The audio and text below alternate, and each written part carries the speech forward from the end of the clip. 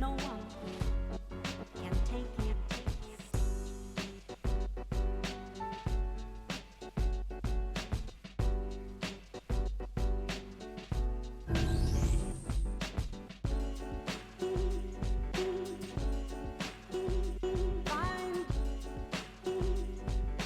Find your dreams come true.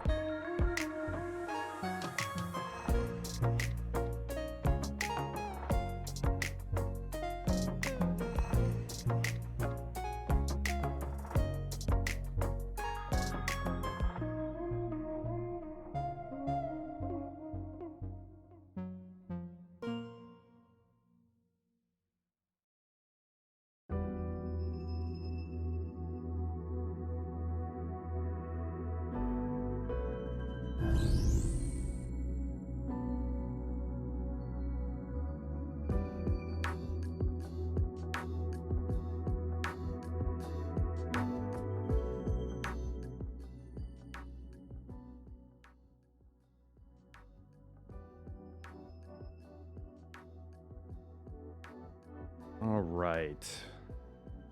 Hello, welcome everyone. Fire Dude, Antoine, Isolated Queen, Weezer, hello. Welcome, welcome, welcome, welcome, welcome. Happy to have you guys all here, just kind of hanging out, getting started. We're going to be doing another one of our interviews today. I've been really looking forward to them, and we're kind of on a string. And I'm really enjoying the experiences that we've had, the opportunities that we've had to learn so much more about, you know, our direct community that surrounds us, the people that exist out there on Twitch, people that we've worked with previously, and you know, help to create an experience that match, you know, what we do. And you know, sometimes they come from all over, you know, people from all over the world that we've had the opportunity to interact with, from, you know, Europe and Canada and the US and Australia and all sorts of places. And I got to tell you, it's just an outstanding experience because it opens up our eyes to the way that other people think and viewing that world from another experience. And so there's so much to learn. And I think that there's a lot of validity. Thank you, by the way, for the host, ISO. I appreciate it. Hello, everyone. I think that there's a lot of validity in exploring those different channels, exploring those different communities, because it helps us to understand the walks of life, the struggles, the challenges that we may go through, so that way when we are with our communities, we are with each other, we know what people have gone through, we know those struggles, we know those pains, and we know how to speak to them in a good position, you know, with a great light, a great inspiration to make a difference out there in the world. And so we're going to be bringing on an excellent guest. We had the actual pleasure of meeting previously via PAX South. We went down there this last January, and it was a really awesome time.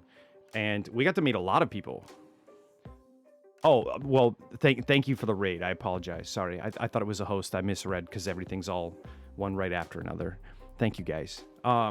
But yeah, so it's super exciting, the experience. And I cannot wait to bring on Asikaa, our guest. So without further ado, here is our wonderful individual, Asikaa. You can feel free to follow along. We'll get a shout out while she's talking about everything. Hey guys, my dog's just going a little crazy right now, so hopefully she stops. How are you? I'm doing great. It's so good to be here. Hello everybody. Good morning. Good afternoon to everybody elsewhere, because it's, you know, West Coast over here. still kind of morning for us. So you were getting a tea before. Oh, yep, there it is. There it is. What kind of tea do you drink? English breakfast is preferred, but this is some Earl Grey. Wait, I'm a black tea fan. do you drink that with cream? I drink it with milk, and my Irish grandmother is rolling in her grave right now, I'm sure. Oh, what's the background there? Is it just like no, you absolutely have to have it plain? Apparently, it's bad, yeah, to put anything in tea. Apparently, so you know, I don't know. I didn't know anything about that. I guess that's a whole thing. It's a whole thing over there, I think, for some people. But my grandmother, who's from England, she grew up in Canada. She came over at 6 months old, so she's doesn't really have any ties. But like, she puts milk in her tea, so I'm like, you're safe. You're safe. It's an English thing, I guess. You're in Canada, right? Yes. Yeah. Awesome. How long have you been there? Literally my whole life. I've lived in like the same like greater Vancouver area my whole life, so I've kind of always grown up. You know, So- I've traveled and I've lived elsewhere for short periods of time, but like this is definitely home for sure. So where are you between what is it? Trailer Park Boys and what's that other TV show? I mean, The guy with he's got like that like flannel t-shirt and the jeans he's always wearing super tight. I'm sure if I asked my girlfriend if she's out there in chat, she'd be like, she I know might that. know, yeah. She would know. I But mean, it's- I think it's more red green, I guess. Trailer Park Boys to red green. Oh, okay. I I don't know. just I started don't going think I'm through any that of show those. again. It's funny. It is funny. I don't know. I mean, I'm West Coast. Like, think more of like, we always talk about British Columbia, Washington, and Oregon making their own country called New Caledonia. So, you know, think of more like, I guess, Portland and Seattle vibes. Oh, okay. Yeah, Yeah. we've got some family, you know, some friends that are out in the Portland/Washington area. So, Yep. but so tell us a bit about yourself. Tell us how you got started into streaming, how you came into this experience, what your history looks Yeah. like. Damn, yeah. I've been streaming for a very long time. I originally started back in 2013. Really just didn't use it as like oh, I want to be a famous streamer thing. Like, it was literally just a teaching tool for my World of Warcraft guild.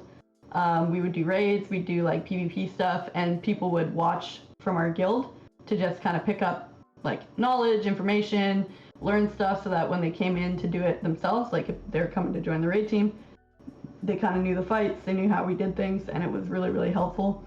And then my internet sucked. I was actually, to tell you why I was streaming, I was living in New Hampshire at the time to finish my degree. I was doing my internship, so I was super bored. I had actually quit WoW to go to college, so I got back into it, met a bunch of, like, two of my friends that you'll see in my chat now, Gonger and Tato Princess. I met both of them way back then. That was during Miss the Pandaria, and you know, took a small hiatus because my internet sucked, and a few years later I picked it back up again on Twitch. And yeah, I mean, this was all before the affiliate program. Like, none of that existed yet. There was no requirements or anything like that for partner. And yeah, I just like really, none of my IRL friends play video games, which is so weird to think like I'm such a gamer. Like, how could I not have friends who are gamers?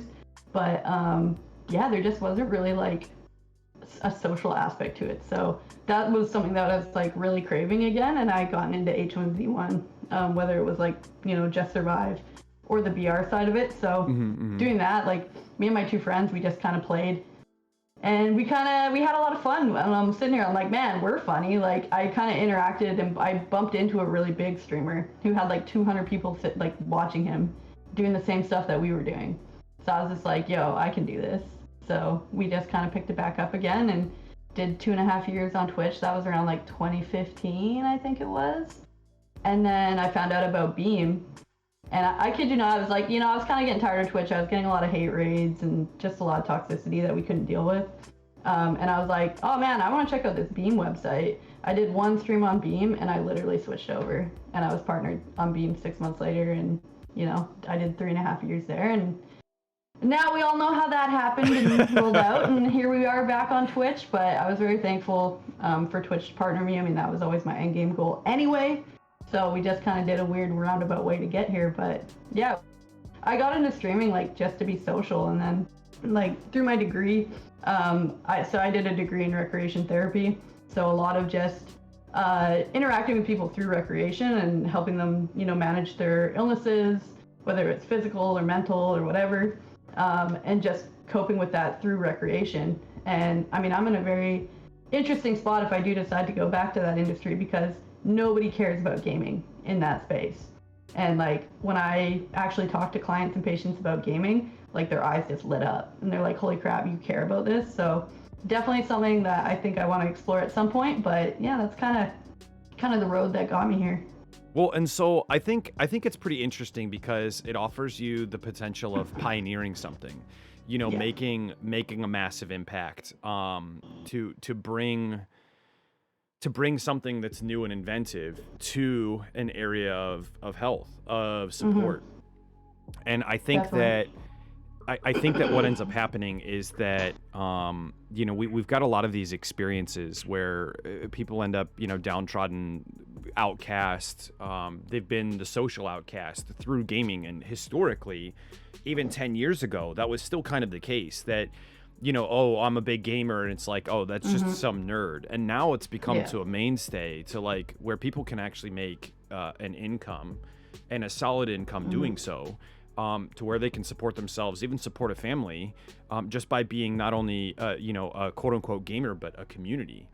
And I think it's interesting that we are starting to see more of like an influx back into that world, back into the industry of not only like mental health, but social studies and sciences, and how gaming can impact an individual. And so when you're talking about your degree in recreational therapy, how do you feel like that's going to affect long term the view of that within the industry, like of what Twitch has done, what streaming has done within these past 2 years, 3 years? I mean, really, like, what I would like to see realistically is, I guess, just a broader awareness of the communities outside of Twitch, more so than like, because like, I mean, if you think about it, like, it's weird to think of Twitch being a small piece of the industry, but realistically, the numbers that you see on Twitch really don't, like, you can't compare Twitch to LinkedIn. LinkedIn is way bigger than Twitch. Audience size, the amount of people that use it. We're really still a very, very small blip on the map as it comes to the rest of the world and the rest of the community. But at the end of the day, we're a community that's full of a number of issues. It's filled with a number of marginalized people, whether it's your skin color, whether it's your mental health history, because a lot of us, like, we've had to mask our identities a lot of the time. So what would be nice is like for, I guess, like, I don't know, it's weird. Like, I don't want Twitch to become super mainstream, obviously, because then we always know anytime anything goes mainstream, it just ruins it, right? But I would just love, like, more communities outside of Twitch to realize it exists, realize the people who are there, and then just kind of embrace it more and realize, like, holy crap, what a great way to market anything. You know what I mean? Like, look at Fortnite, the success of Fortnite. They've built a marketing machine through the Marvel movies, through their concerts. So realistically, like, what I would like to see for Twitch is just moving towards, like, just continuing to create awareness that, like, hey, we're here, we're gamers, like, we can solve problems, like, give us stuff. Right. Well, and I think that, we end up seeing a lot of responsibility, when we're talking about creators and influencers and, community leaders, we start to become almost figureheads to the point of conversation. And it starts to become imperative that we look at things like, we look at things like the social impact, how we interact with viewers, how we interact with our users, and talk about situations that are considered harder to discuss, more button pressing conversations. And I think that we end up bringing some of those things to the front and center of conversation. And we have been over this past, I would say, year. When you think about Fortnite streamers and PUBG streamers 2-3 years ago, it was mostly just gameplay oriented, and now just chatting starting to take off. And like you said, we start to hold this responsibility. And that while we don't necessarily want Twitch to be the mainstream, we want the conversation, the advocacy, the comfortability of being able to talk about mental health and talk about, you know, identity and talk about social structures without there being like a level of toxicity. Doing I so don't think in the right toxicity light. is ever going to go anywhere, unfortunately. Right. Right. I think that we're always going to have some level of that. And you know, I think us as human beings, we unfortunately we breed some of that. You know what I mean? Like we create our own problem in that avenue, that channel. But I think that, you know, this past 2 to 3 years has really opened that up, and especially even in this past year alone with COVID, that the necessity of social structure, regardless of whether it be physical or electronic, you know, is just such a necessity, but also maintaining a level of accountability and health of accountability through our peers has been such an impact. And so, like, how do you feel like going forward as a community manager, figurehead of that avenue of mental health, of identity, of everything? How do you feel like your responsibility really plays into the next year, the next 5 years? Yeah, I mean, I just always do my best to, you know, it's tough because, again, like, I'm very open about my mental health all the time, and COVID has definitely been a whole nother thing that we, like, none of us expected to still be sitting here locked down in our houses and whatever. But, you know, at the end of the day, it's providing a space for my community, and that's how I feel. That's my responsibility, that I feel, is like providing people a place where they can go and like not think about that stuff, and just really keep it like a gaming space, you know. But at the end of the day too, though, like, I have a responsibility to myself too, to make sure that I'm okay. And, you know, I've been very vocal about talking about, like, because I used to never take days off. I used to stream 7 days a week, super long streams, you know, it was what I really enjoyed. But then it got to the point with COVID coming in, I'm like, man, I just like want time to just lay down and watch TV for a little bit and not really have to think about stream or think about anything. So, like, I think my whole thing is just that transparency piece. Is just telling people, like, hey, you know what? I'm not okay right now. I'm having a hard time, and it's okay. Like, we'll get through it, you know. And it's that transparency, that honesty with people, and not being afraid to share that part with people. And, you know, I mean, I've made mistakes. Like, the last, like, 6 months of Mixer, I'd say I was going through a really tough time, and I was definitely a person a lot of people probably didn't want to be around. But, you know, I was able to recognize it, realize it, maybe recognize it a little bit, not as soon as I should have, but, you know, sometimes when you're in it, you just don't know. And I think my whole thing is, like, just been like, look, guys, it's tough. COVID sucks, but, like, we're all gonna get through it together, and just trying to role model and show people, like, hey, this is what I've been through. Like, this is how I got here. And a lot of people, like, the things that I share, like, because I talk about meditation a lot. I talk about, like, just kind of just different ways to, like, shut down my thought patterns and stuff like that. And a lot of people, like, aren't always super receptive to it, but that's where kind of, for me, the role modeling comes in. It's like, look, man, if you talked to me a week ago, think how I was a week ago, look how I am now. You know, I meditate every day again. I read books, whatever. I got really into learning about Stoicism, and that was super helpful as well, which is like a super ancient Roman philosophy. So if you guys ever are looking for something to help you in COVID, I think this is something that has really helped me. And it's just, you know, remembering to make time for things, such as reading, taking time for yourself. Like, all those things are super important. Like, yes, we want to be here for you guys. We want to put on our, you know, our stream or a good show, but just really being responsible to yourself is super important. I always actually make the joke that I'm a stoic old oak tree. You know, I'm just there, I'm existent, and I'm okay. But I think it's interesting because, you know, you bring up a point that, you know, you have these times where you've struggled with your own mental health. You know, you've worked with your own mental health and been there to say, you know what, like, I'm having a bit of a day, I'm having a bit of a week, a month, a year, you know, whatever. Like, I'm having a moment, and I just want to be transparent in saying that I'm just not really doing well. And I agree with you. I believe that's totally important. But I also start to recognize that a lot of individuals, a lot of communities, they want to focus on just the content and not the creator, not the community. And I Yep. think that there's a disconnect there personally that we should focus on in the future, as a society, that, you know, and as an individual, we're there for the relationship, we're there for people, and not just for the content. And I understand that like Twitch is an escape. You know, people want to Yep. leave to Twitch to say, I just want entertainment. I want to escape from my own life. But I really feel like moving forward, in order to tackle these large issues like COVID and, you know, the destruction of our own psyches through the year, we need to be able to realize that we have to latch on and find our support net, you know, find the people that are there for us. And, you know, us as creators, we just have as many issues as, you know, the next person. And so we might struggle with financial issues or, you know, emotional trauma or, you know, whatever it may be. And we have to reach out to our community just the same as our community has to reach out to us.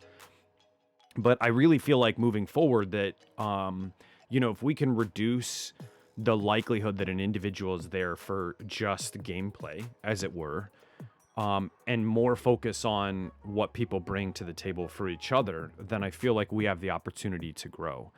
And I think a lot of people are viewing Twitch still, and probably will still view it as a form of escape, a form of entertainment, because that's how the foundation is, or sorry, that's how the platform is founded.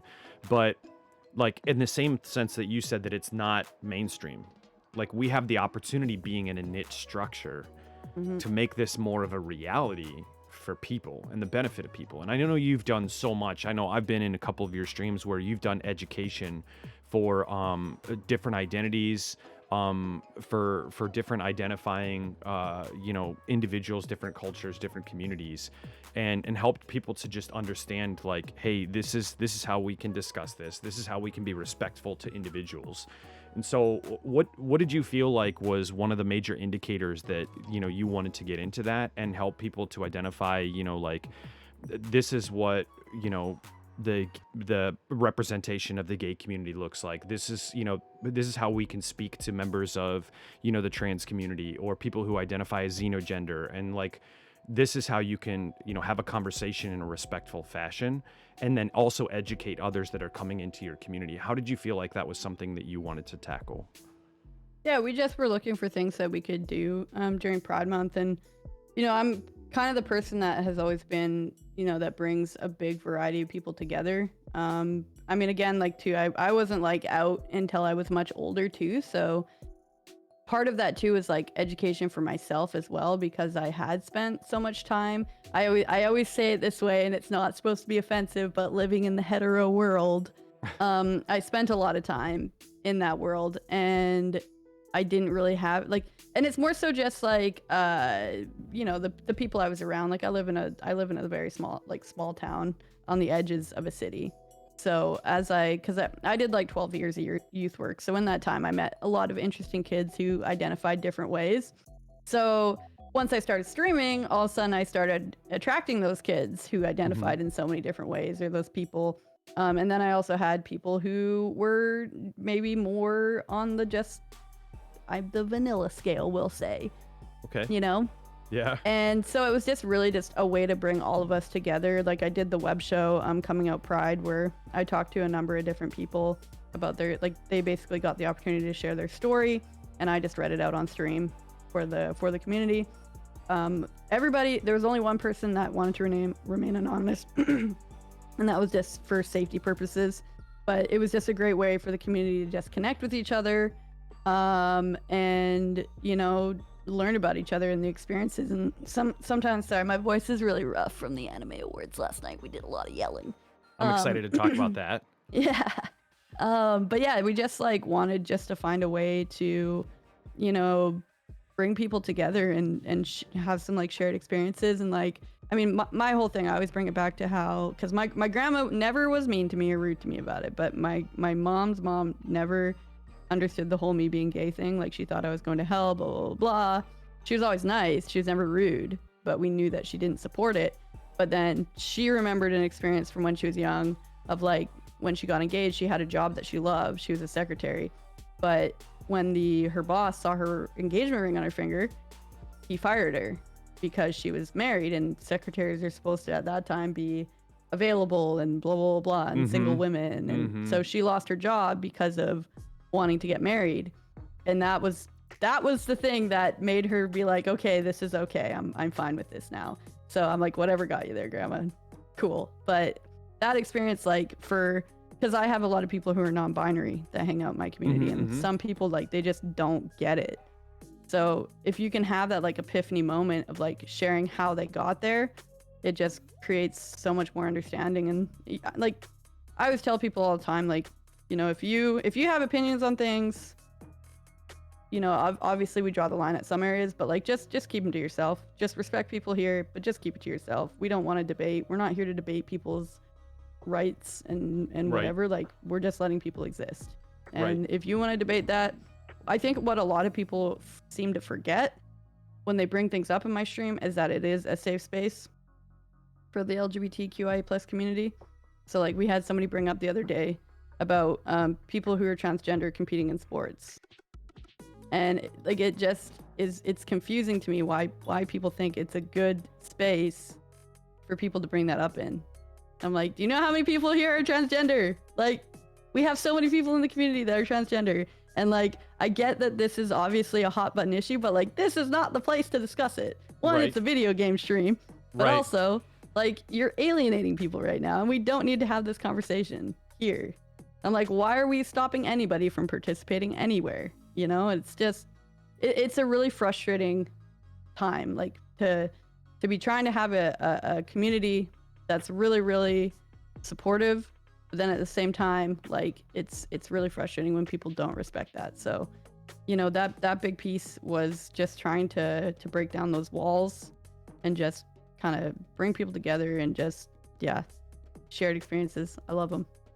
No, and I think that there's a lot there. I mean, like you said, I grew up in a very, I would say, straight environment, right? Like, I just have spent a lot of my time growing up where, you know, most people weren't talking about whether or not they identified as straight. It was just assumed. Like, that was the culture, that was the environment. And, you know, while you knew that there were probably members out there who were gay or lesbian or maybe trans or, you know, whatever, you didn't hear about it. And even the people who did identify it, that you heard rumors about, and, you know, they've talked about it, they've said it, they hadn't come out officially. They hadn't said anything officially. And you just didn't really hear that. And so growing up, I was never really exposed. And then, you know, when I got towards college and doing that, I spent so much of my time playing video games that I never really had the social interaction. You know, most of my stuff that I was doing was all related to business, which that's never really the topic of a business conversation unless you're in a different line of work. But I was in sales. So, like, you know, that's not something you discuss. And so I just was never really around it. I was never really, like, involved with it, and that wasn't my thing. All of a sudden, like, I'm, you know, thrust into streaming, thrust into community, you know, organization, and now I'm starting to see so much more full of the spectrum, and I'm trying to grasp it, I'm trying to understand it. And you know, you have to be respectful, and I think it can be challenging, like you said, for an individual who's coming from the outside and then coming into, you know, the full spectrum of how we identify as individuals, how we identify as what we're interested in, and, you know, being exposed to that fully. And I think that, like you said, one of the greater ways is, you know, how do we seek education? And you offered up, like, you know, you guys went through a bunch of stories and how we came to this point, how we, you know, how an individual went from point A to point B, and discovered that about themselves, and then telling that story, and that helps us to put ourselves kind of inside of those shoes. And so I think the gaming industry is really kind of evolving as well, that we're starting to tell a whole lot more of these stories, that we're starting to look at POC as, you know, something that's starting to be seen a little bit more, not only within, you know, Twitch and having Twitch push that narrative and push our natural diversity that exists within society, but also through gaming as well, and mental health. I know that there was the game that existed where you could, like, literally write letters to people of just kind things. And I think it might have even been called Kind Things, but, like, you just, like, write a little note and it emails out to, like, somewhere around the world and someone can read that. But, like, I think that we're starting to see that in the gaming industry, you know, that I saw a post the other day on Twitter that said, you know, why are, just, I want to try and word this correctly based off of what they had said. And it was, like, quoted. why aren't like 95% of the characters white male? And I was like, oh my Yeah. God, like that's just terrible. Mm-hmm. But, you know, you have companies who are going out of their way to say, no, our world is much more diverse than this. And the random character generator that you get, if you just push that button, you never know what you're going to get. And it's fine. But like, there are a lot of people out there that just have this disconnection with what exists around them. And I think that sorry, I'm like on the verge of sneezing. I think that You're good. I think that we have a challenge. We have our own struggle moving forward, but I think gaming stands to change that to the same degree that we were kind of talking about with mental health. That, you know, all these different communities are showcasing what can be done, what can be possible when you don't look at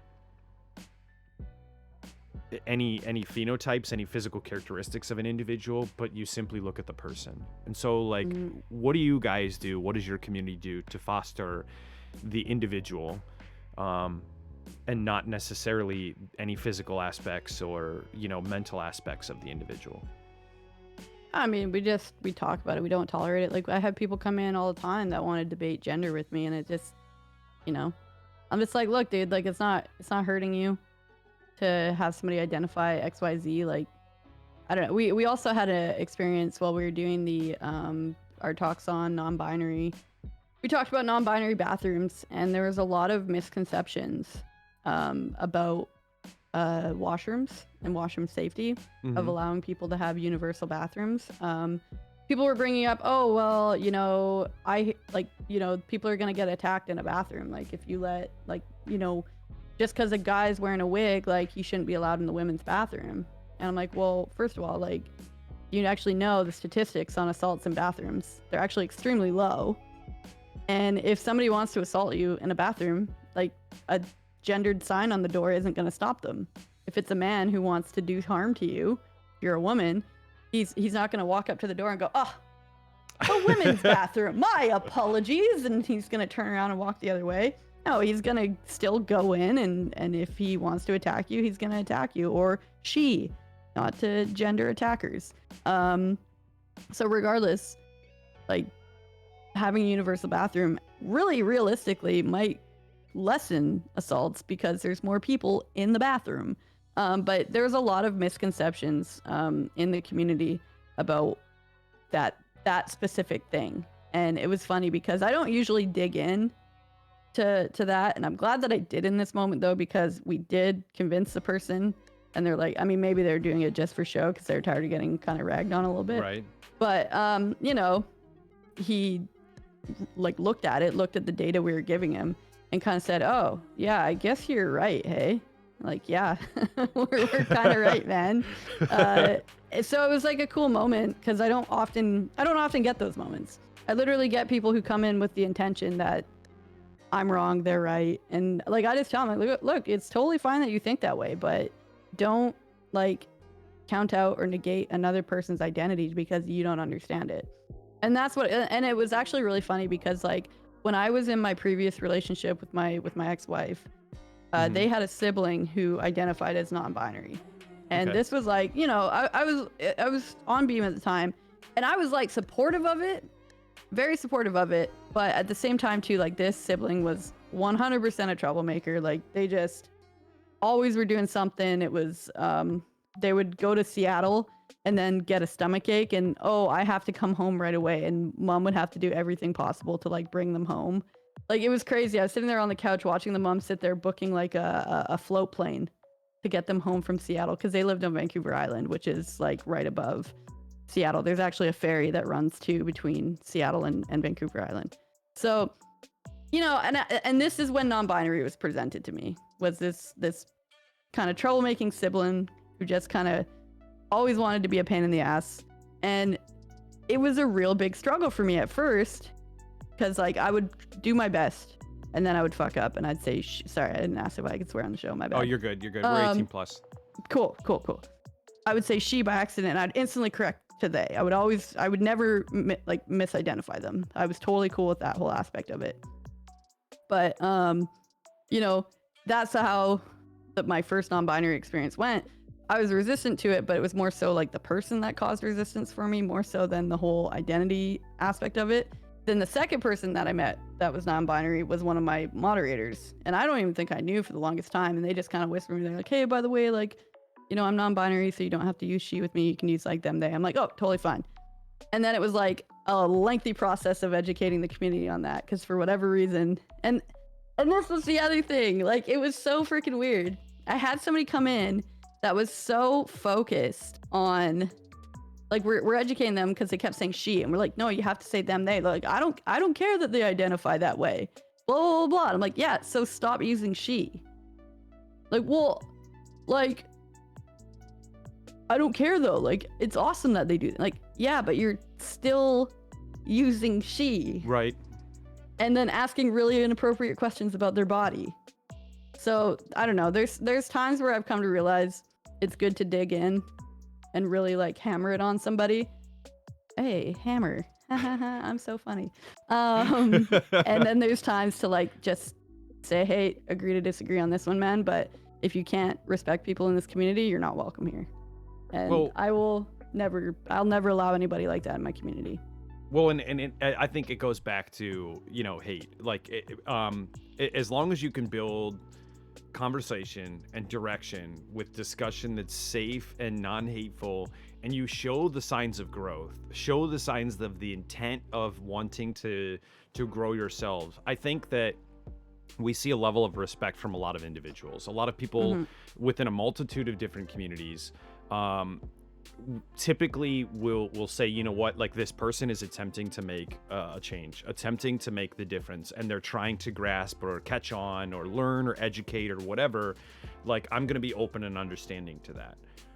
So I think that very rarely, I mean, yeah, you get a couple people who, you know, that there's some level of aggression there in the background that people just, if you don't recognize the first time, there's like an anger. And like, I get it. I understand that it's an aggravating topic. It's an aggravating thing because it deals with the self and self-psyche, and it can be debilitating, you know, to a lot of individuals. And it doesn't matter what category it in is, like, you know, there's a level of disrespect there, as it were. But I've always looked at it as long as the individual shows an appropriate intent, that they're trying to do something more, grow or educate or whatever, a level of respect, then, you know, let's have a talk about it. You know, let's have a discussion about it. But I think that, you know, you've done a lot historically to make an impact on a platform, not just a community. You know, as you've said, you've made an impact to a multitude of individuals that are coming in through the door of all sorts and varieties to offer safe space, right? So to offer full inclusion, to offer full acceptance, to offer love. And you've cultivated that. And like, you've literally impacted not only, you know, obviously Twitch, but, you know, you impacted Mixer to create an experience that spread through you know, a wide variety of different individuals, and now it's coming back around to Twitch. And so, like, how does that feel to be in the position where people look up to you? Like, what do you feel like you've accomplished personally in doing so? I mean, I more so don't see it as people necessarily like looking up to me in a way, but I think that, like, for some people, I've kind of just like tried to focus them, like, you know, my community is called the Cool Dudes, and it's like a really, like, it, like, if you look at it just being like the Cool Dudes, like, it's just a stupid name. A lot of people also, though, like, I mean, people do have trouble with it because the word dude, like, not everybody wants to be a dude. But like, look, like, dude isn't about being male, it isn't about being female. I love the word dude. I say it all the time. I say it to my dog. I say it to my grandma. I say it to my mom. You know, and I understand some people's, and I respect that 100%. But like, the reason I created that name, that community, was like, I was never cool in school. I always got bullied and picked on. And I just wanted to always feel like I fit in and I belonged.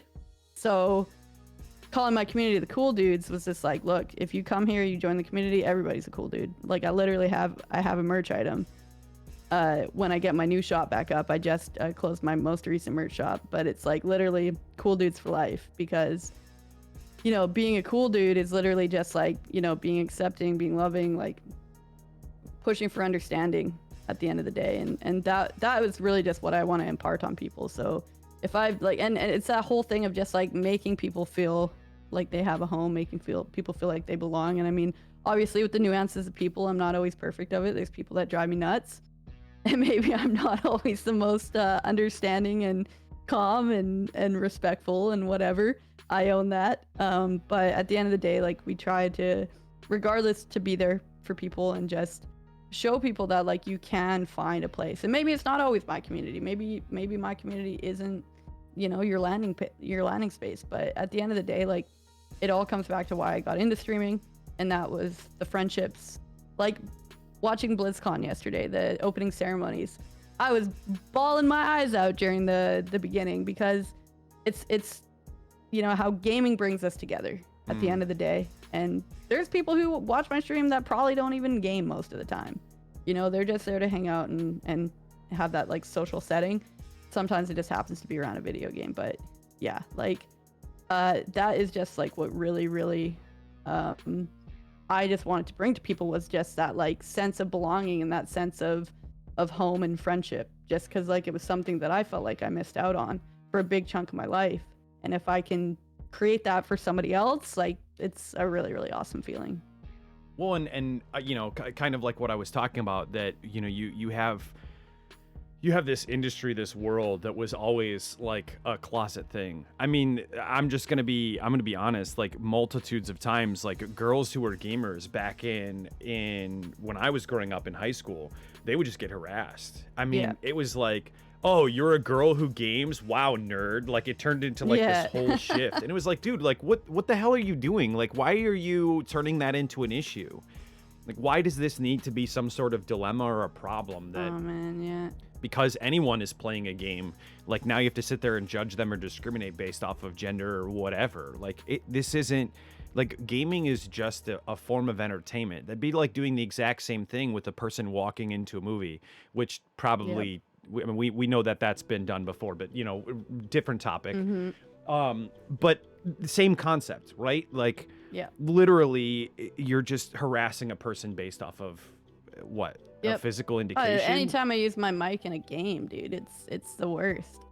Then I have to argue with them whether I'm a female or a 30-year-old woman or a 10-year-old boy. And then, like, as soon as it comes to that, they're like, oh, well, a 10-year-old boy would have been better. Like, okay, wow. All right, bud. I'm like, one, that's creepy, but two, okay, good one.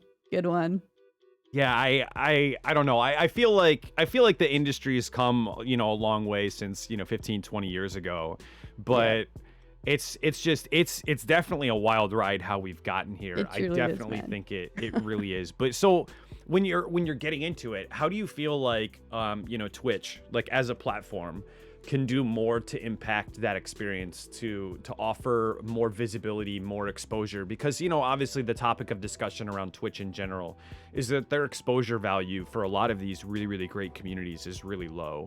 You know, what they're looking for, how they push the narrative of communities. You see a lot of wholesome communities just kind of fall off, and a lot of dramatic ones just kind of explode. And, you know, what are they looking for? What are they looking to accomplish? And so a lot of the safe spaces just kind of, you know, wither away.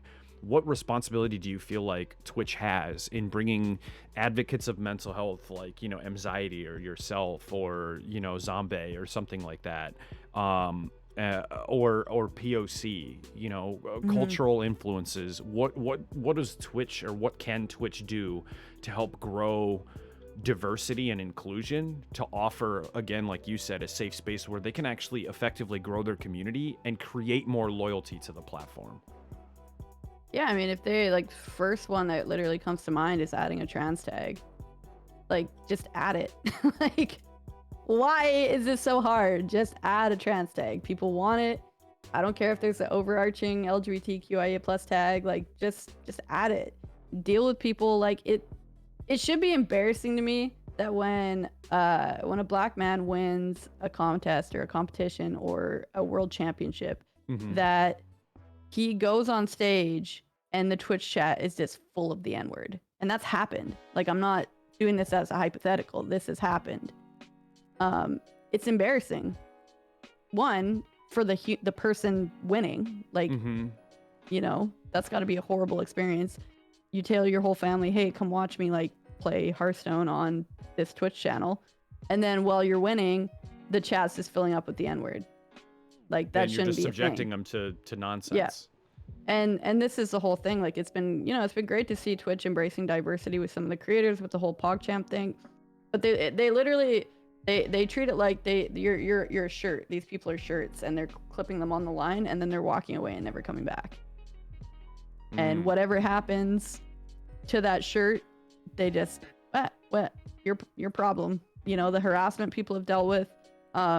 If somebody uses the N-word, make them have to go through like Mixer did, a thing like, hey, you have to abide by these rules, you can't use these words. Yep. Like I mean, some people are going to use it if they want, whatever. It's usually kids. Usually kids. Yeah. Because like, kids are kids, but they think they're edgy or something. But yeah, it's just, like those are the two things, the glaring things that come to mind. Like, make people feel protected. And there's people that are saying very loudly that they don't feel protected, mostly like our people of color, and they're not being heard because nothing's happening. And whether it's like, oh, well, it's a slow process, we really got it. Like, no, it's not a slow process. Like, just ban the use of the word and like actually follow through with tickets of people using the word. And it's just so frustrating. Like, Tonzi's experience of, allowing somebody on voice chat who, played the long game and really tried to make themselves seem like a decent person, and then it all worked out in Tonzi's favor in the end.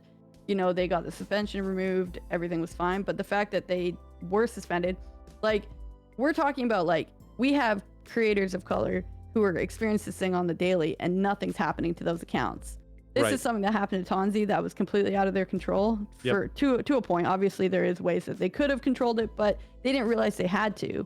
Right. And they get punished way harder than all these other people who are going around and just, like, I used to get hate rated my first time on Twitch every Saturday. And this person would make accounts with derogatory words about homosexuals, telling me to kill myself. And I had to deal with that. I had to make it so that the followers didn't show in chat. I had to do sub-only mode, or not sub-only mode, sorry. We had to create this whole, you could like create another like chat. We called it the bunker. Yep. And people would go into the bunker when this stuff was happening.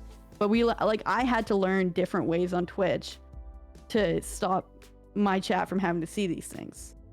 And I'm like, we shouldn't have to jump through all these hoops. Like, just IP ban this kid. It was a kid, but it was funny. The way I dealt with that one was he started streaming and I showed up in the stream and I could hear the fear in his voice. But I mean, a lot of times people don't have these options, and they're just like, it's just, to me, it's such a simple solution and people are asking for it and it's not being delivered. And that is a major problem. And it makes sense though, because you hear all these things that are being said in these meetings, like there needs to be change. And the whole thing when like everybody was talking about, oh, we don't want to stream on Mixer right now because of Natalia Domingo, so we're gonna go to Twitch. I'm like, going to Twitch isn't gonna fix anything at the end of the day. There's just as bad over there, it's just not out yet. And then sure enough, a week or two later it came out. So it's a top-down thing. They have to fix what's going on in the office before they're ever gonna fix what's going on the platform. And I think that, Twitch as a whole, when you look at it, again, we're looking at an industry that was plagued by a different social structure 10 years ago, that this was rife and rampant within the community, that people would, run around and create issues with hate speech because they knew of the anonymity. They knew that I'm safe here. No one's going to come and attack me. No one's going to do anything. Like, I'm just a name on the internet and I can throw words around and no one's going to ever do anything about it. And at worst, they get banned. And now they're doing IP bans, at least, thankfully. But there's ways around those, man. If a kid has like a $2 education in internet, anything, they know how to get around it. Right.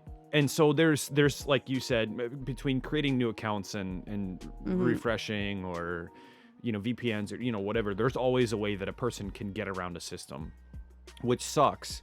But I mean, there's not a whole lot of ways that they can long-term block that unless they start literally adding like phone number and email and multiple identification. Like you have to do this to register.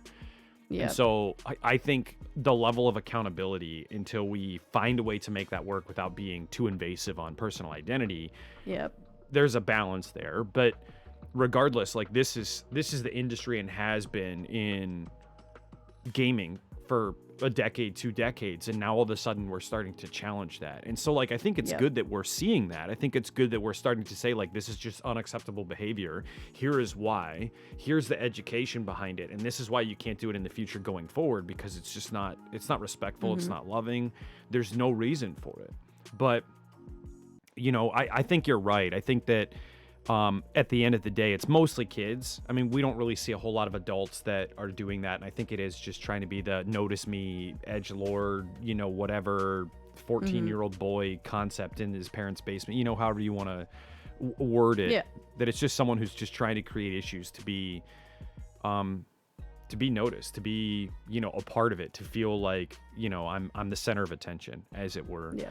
But I think that we're headed in the right direction. I think that we have a lot of opportunity to head in the right direction. And I think it all goes back to building and how we build. And it's the communities, the individuals who make the largest impact and not the platform. You know, if more communities are centered or focused around love and inclusion, then we have the responsibility, we have the opportunity moving forward to make a massive impact. And so like you see a lot of these communities that exist out there that thrive off of the dramatic, thrive off of hate, thrive off of terrible culture. And sometimes you also have to realize too that like maybe they hated their community, maybe they didn't want to necessarily be in that position, but they did something or they said something once and it started working. And so fame to them was more important than the moral repercussion. And so like we have a massive responsibility as individuals to uphold moral versus, you know, opportunity, and weigh those options. And so I mean I personally, I think you've done a great job of creating a culture that doesn't change, that doesn't do anything different, and that continues to offer, like you said, a safe space. And I wanted to know more about the journey. I know a lot of people have talked about like, you know, and again, if you're comfortable, a lot of people have talked about like coming out on stream or within communities, or, you know, doing that. And I was under the impression that you actually, while you were streaming during your streaming career, that's when you had decided and came out. Is that accurate or no? No, Okay. I came out before so I did that small stream in 2013. You know, I wasn't out then, but that wasn't really like, I wasn't using a webcam. Like I said, it was just gameplay and me talking. And then after that, so it was like 2013 when I decided to come out. So it was like shortly after that, like literally a few months after. And it was just, for me, it was just literally like, okay, like I'm fucking miserable. I'm tired of being this way. I need to just, because like my whole thing was like, I knew I was gay from when I was like very young and very little. But I was literally like, it was a big point of bullying, a big point of like abuse for me. So it was something I tried to fight for so long. Like I didn't want people to be right because of the things that I saw people say, like in environments where people wouldn't think that I was gay, you know, they would say things like, they would be homophobic basically. And I'm like, cool, yeah, let's just keep going, like not being gay because this is awful. And you know, seeing people get beat up in high school, and then moving on to being an adult and just finally just being like, you know what, I'm pretty sure that I can't date guys. So, and then I met my ex-wife, who she was great at first, but man, dude, there's jokes in the lesbian community, you back the U-Haul up to the second date, and it's true. So I met my wife, and she definitely helped me like come out and stuff. So I'm definitely always thankful to her for that. Not thankful for all the other crap, but definitely thankful for her making me you know, come out and stuff. So that was good. And then, you know, it was just life changing. And then that was like I guess I didn't really have a choice with having short hair. People always know it. Like I'm literally like a new age 100, like if you guys don't know what a 100-footer is, it's basically you can tell she's a lesbian from 100 feet away. Oh, okay. Yeah. So that's typical for like, the butch lesbians, right? So I'm like I call myself a new age 100-footer because I'm not like the like biker chick with the like short hair and like I open beer bottles with my teeth, I'm not that kind of lesbian, but I'm definitely more masculine presenting than so I didn't feel like I had a choice. I didn't ever really want it to, and it's funny because I'm like, I don't really want me being gay to be a big part of my stream. So of course my overlay, rainbows. Yeah, let's be really inconspicuous here, guys. Yeah, that was great. If you go on my YouTube channel, if you scroll really far down, you can see what my old overlays look like, and it was pretty bad. But yeah, so I didn't really have a choice. Plus I lived with my partner, so her being in the background all the time, and I was never afraid to be affectionate with her. And if people have like the one thing though that does annoy me is people will sometimes make comments, be like, oh, I love watching like I'll give my girlfriend a kiss or whatever, and it's like, oh, I love watching two girls like kiss or whatever, and I'm like, dude, that's fucking weird. Like, let's not do that. And then that person asked me like a week later if they could be a mod. I'm like, no, you can't be a mod. You have no like boundaries, dude. So that kind of stuff just really can be annoying, but at the end of the day, yeah, thank you, Lily. Gross, right? Disgusting. I think, like I said, I think you've done a lot of work in order to create that energy, and you made a large impact, which has helped you to grow into the community that you guys are, right? And so like, just yesterday, you were co-hosting the Crunchyroll Anime Awards. Yeah. So tell us about that. Yeah, it was just like really funny. Like it was something that kind of started off really small. Like, they kind of reached out to me about doing like their QA guy was like, hey, do you want to do like a watch party? Because he knew I loved anime. Mm-hmm. And he's like, you want to do a watch party in your Discord? And I'm like, yeah, sure, whatever. That'll be fun. Like, let's do it, man. Whatever. And then it just like slowly progressed. He would come back to me every day with a new update of like, hey, okay, they actually want to do it this way. Like, hey, would you actually want to like stream on Twitch and do it? And I'm like, yeah, that'd be cool. So it kind of just blew up, and like they normally do like a whole big studio show, Mm-hmm. but obviously they were restricted because of COVID. So they kind of just did this like online show that I think went really well. They used VTubers they had their normal host Tim, and then they had their like Crunchyroll like mascot Hime, who kind of did it, and like literally we just had a little party in our stream, and we did some like pre-recorded stuff, reactionary stuff for them, and it was really, really fun, like just having conversations, and like every category was funny because we'd sit there and it'd be like, they'd go through the nominees and we'd be like, oh, I want this person to win, no, I want this one to win, I want this one to win, and it was just like so much excitement, hence why I lost my voice. But yeah, it was a lot of fun, and it was such a cool opportunity to get to do. And being a Canadian influencer, it's really tough because like the numbers and stuff that we pull compared to a lot of Americans, like if you're looking at me as like a top 100 streamer on Mixer, I'm still not pulling the same numbers though as like Americans are pulling, and the model that they apply to American influencers doesn't relate to Canadians. So it makes it really tough for us trying to come in where it's like, man, like you have more people in your town than I do in my whole province. You know what I mean? Right. So it's tough. So for a company to work with Canadian influencers is massive. Right. And I just really hope, like for me, I mean, I never set out trying to be like a trailblazer or anything like that. But I'm really hoping that this is that opportunity, and everybody who watched the show with us, I hope they enjoyed it and had fun, because I know I did for sure. And I just hope that it means like good things for the future for any Canadian that works with Crunchyroll, in the future. It was really, really fun. Well, and that's what I think is so amazing. Like you continue to pioneer these events by your influence and by the strength of your community, by the bonds of your community. And so like what if you could offer insight to anyone out there, what would you say is one of the more impactful things, in your position, what would you say is one of the more impactful things for a community to do to put themselves in that position of success? I would just say my big thing is like you really never know like what anybody is ever going to do. Like So just at the end of the day, like just treat people with respect, like network, relationship building. I don't know. I mean, just always put your best foot forward, and because you never know when somebody who you have beef with is gonna be, you know, a influencer manager for a game that you like, or you know, an influencer manager in a company that you like. So you really have to like be careful with that kind of stuff. I'm not saying that you have to, you know, sacrifice your morals or whatever, because I've definitely had things with people, and now they're in positions, you know, in those situations, and I'm kind of like, oh crap. But at the same time, I'm like, no, like I stood up for myself. I'm not. I'm still a professional. I can work through Right. those things.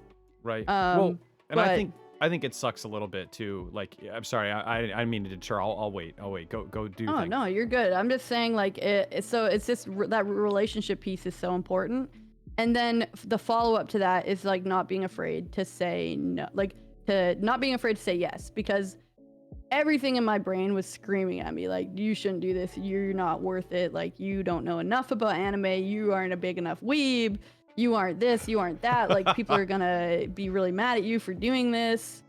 So it was definitely dealing with a lot of that internally, but I literally just said, I'm doing this. And you know, at first it was like, oh, small watch party in Discord, that's great. And then when it turned into like, no, you're gonna be an official co-host and we're gonna tweet you out and you're gonna be featured on our website, it was like, oh god, I just want to not do this. But at the end of the day, like, I'm glad that I followed through with it. I'm glad that I did the best I could.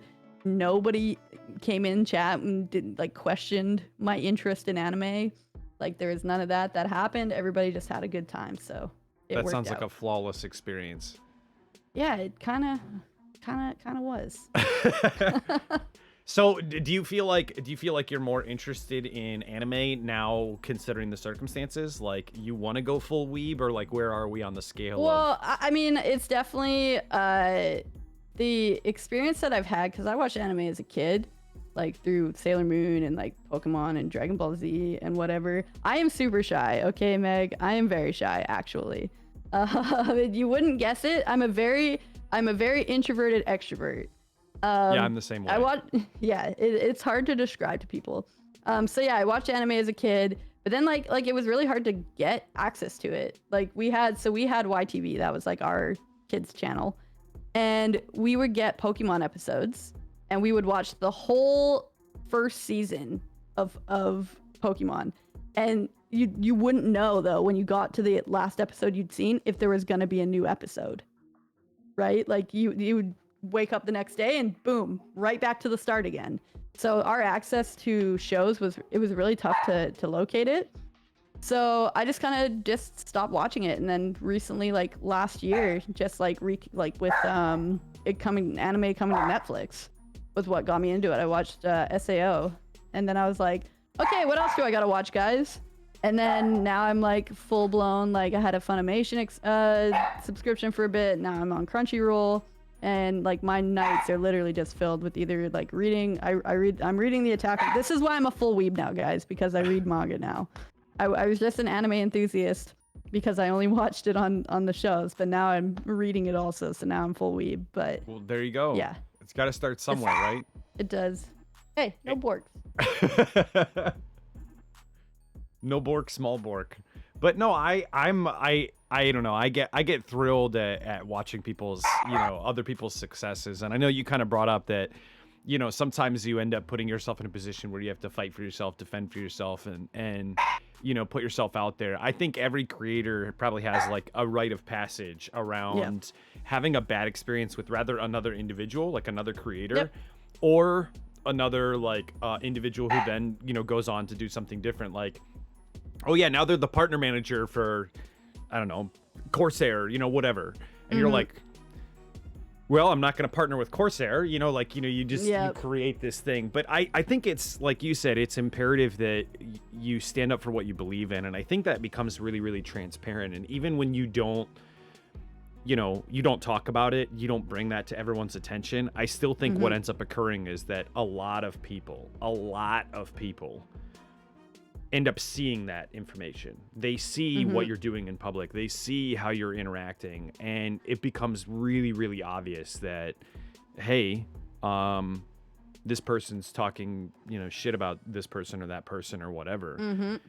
And I think that's how kind of like, cancel culture starts, is that, they see and scrutinize, what you're doing, how you're acting. Yeah. And they start to gauge or discriminate, like, is it coming from a place that is defendable? Like, that they should be saying this, or is it coming from a place of just drama and, foundation and of drama and things like that? And so like in your experiences with streaming, do you feel like you've had to deal with a lot of dramatic issues from creator to creator or individual to individual who might be viewing the stream, besides always, the man. standard trolling? Like, Yeah, obviously you're going to get people who are going to come in and just like say nonsense because of the circumstances, but Yeah. I mean, I had years of it because at our first convention, another creator sexually harassed my girlfriend multiple times. And I brought it to the attention of many people. And it's just the fact that, like, unless people see it, they don't want to believe you. They don't want to rock the boat. They don't want to cause issues. mm-hmm. So my whole time on Mixer had this shadow of like people not believing us. And I'm sure like and the person that it was about obviously was on their side, spinning these like he called it the Asikaa witch hunt of 2018 in the old partner drama Discord. Wow. And that was it was funny because somebody told me, they're like, yo, this is what he's saying, and I'm like, all right, hold on. I'm like, I'm gonna need an invite to that Discord. And then finally, thankfully, my girlfriend found and all it took was us finally finding a screenshot of something he had said for people to believe. Right. And that was it. And literally it was a section of, or like it was a second of like him being like, yeah, what do you got? You don't have anything, blah, blah, blah. Because I'm like, we're going at it in Discord. And I'm like, all right, dude, I'll post it if you want. And I posted it, and literally everybody turned in like a 180 Right. of it. And it was like this moment where I'm just looking at everybody. I'm like, this isn't even the bad stuff. This is like something like, this is just a dude being a creep. Right. But that was all it took for people. And I'm like, man, I wish we'd just like dug in and got this sooner, dude. Like, holy. Because like as soon as that happened, like people just, flipped quickly and like started being like, dude, like every dude in the chat looked at him and like, dude, you were married at this time. I would never talk to another girl or another woman like this. Right. Like, that's not okay. And Right. then he just straight up left. I'm pretty sure he deleted his Twitter and all his partnerships canceled him and whatever. Well, But it's like, June was a wild month. it was nuts. And I think that was in June, because I remember it was literally the stuff in Discord was going on while I was supposed to be on the Drag Wars. So I'm literally competing in the Drag Wars, typing in Discord, because it just kind of got thrown at me. It was crazy. But I literally, like, I try to avoid it for the most part. I don't care if people Right. have opinions on me. And Right. it's funny because people have come to me and said, like, I think one of my friends, they were in another stream and they just mentioned my name. And then the person like said a bunch of stuff about me, and they're just like, they messaged me after, they said, hey, like, it was really weird. Like, I went in this person's stream and just like mentioned your name, and they like said a bunch of stuff about you that is like not accurate about you at all. And it just goes to show, like, people will just make opinions about you. Mm-hmm. And at the end of the day, like, I felt zero need to go to that person to like try and convince, oh, you're wrong about me, blah, blah, blah. Like, I had zero interest, because I'm like, dude, like, you're obviously either A, listening to somebody else, or B, you're just making assumptions based Right. on yourself. And I'm like, I don't need to participate in that. I don't care if you don't like me at the end of the day. If you want to get to know me, great. If you want to have your preconceived notions based from what other people have said, that's your prerogative. Right. But I'm just here, honestly, I just want to play video games and talk to people. That's all I want to do. And all that other stuff, I mean, the sexual harassment stuff, completely different story. I'm going to ride that train to the station every single time. Right. And like, yeah, it was so mentally and taxing going through all that, like, and also too, like, being at PAX East when all those other things went down, and being at those parties, it's like, man, like, you just wish you knew so you could have done something differently. But at Right. the end of the day, it's tough, man. You can't always know for sure, and it's crazy. I'm glad it's all over, and it's all, I mean, is it over though? God, Who knows? Well, so- Conventions are coming back again soon. I was gonna say, I think that I mean, when you think about it, that all happened during lockdown, essentially. Yeah. Like, Yep. we have not When seen people felt safe. People felt safe. yeah. We have not seen a convention. I mean, wait, there was like a PAX Unplugged or something like that happened I Yeah. think that's like the only thing that I've seen in that stretch of time that has still existed as a convention event. But we haven't seen a TwitchCon. We haven't seen PAX East, PAX West. We haven't seen these major circulation, front of culture, front of industry events that have tested that again. Yep. Tested that experience. And the thing is like all these guys going like, oh, ladies, I'll look out for you at, XYZ. Ugh. I'm like, bros, I came up to you and told you what was happening. And me, oh, it's not a big deal. Oh, it's not a problem. Like, yes, it is a problem. So I'm like, I don't believe you that you have my safety and best interest in your mind. Right. So, ladies and guys, you guys aren't, immune to this either. Right. Have some kind of restrict your alcohol. You don't have to get blackout drunk. 2, Maggie. just have a buddy system. Like, stay together, know where your friends are, make sure you guys are going home together. If people are staying alone, if somebody's staying alone, like, make sure that they're safe too. It's all these things that, like, it's just put a safety plan. You don't think that you need it until you do. And it's really good to have those plans in place to be safe. Because, there's a lot of predators in this industry. There really are. And I mean, it's one thing, like, like you said, it's one thing when you've got a person who's coming forward and said, like, I didn't know. No one told me. No one informed me what was going on. And now all of a sudden I'm finding out all this information. Like, me, get to me, and I'll take care of it. Like, we'll go fight this off together. That's another thing if you're bringing it to someone's attention and then they're coming back and saying, like, oh, yeah, by the way, I told you originally, and you didn't think, oh, God. All right, we're just going to mute that background sound. Thank you for the raid, by the way. I do appreciate it. Thank you. So, like, I think it's something entirely different when you've got a person who says, hey, I want to help you out. I want to be there for you. I want to protect you against instances like this, violence like this, assault like this, but you told. And so I think that there is a little bit of an issue with validation there, right? Like, there's an issue with, I understand what you're going through and I believe you. I'm on your side. What can we do to stop this effectively? Yep. So, like, how do you feel like with this past year that we're looking in that regard, in the same sense of, like, looking forward to these events, looking forward to the culture of the industry? We have so many creators who have started out of this. I mean, Twitch is 3-4 times larger than it was at the beginning of the year. YouTube's blowing up, Facebook's blowing up. You have so many people. Like, I mean, I know creators who are pushing, 50, 60 CCV, and they've been streaming for 4 or 5 months, because all of their friends and them have nothing else to do. Their jobs are gone. Everything's over. Like, they've just been building. Everybody this. likes supporting, like, the new streamer too, right? Like, that's that whole mentality of, like, supporting the new streamer. But at the end of the day, there's going to be that moment when, 1, lockdown ends, and 2, oh, I can't keep doing the same thing over 6 months and it continues to work. I have to reinvent myself. Oh, okay. Well, but I think that they're not used to, the convention mindset, right? They're not used to what's right and what's wrong. And so I think that we're going to see new faces. Like you said, I don't think it's over. I think we're going to see new faces that are coming to these conventions, coming to these events that don't know what I would call proper etiquette. And then I think there's a line too. Problems. There's, like, awkward social, like, there's a lot of situations that got outed where I'm like, that's just an awkward situation.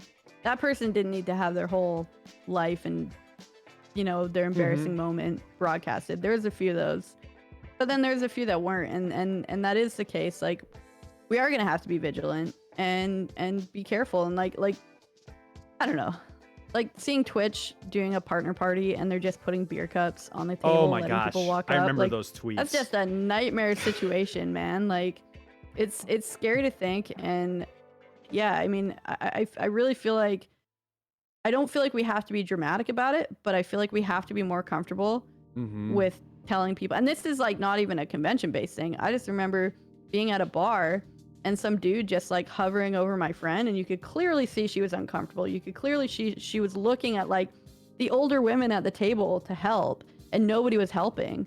So I just slid over and just said, "Hey man, what's up?" And he's like, hey."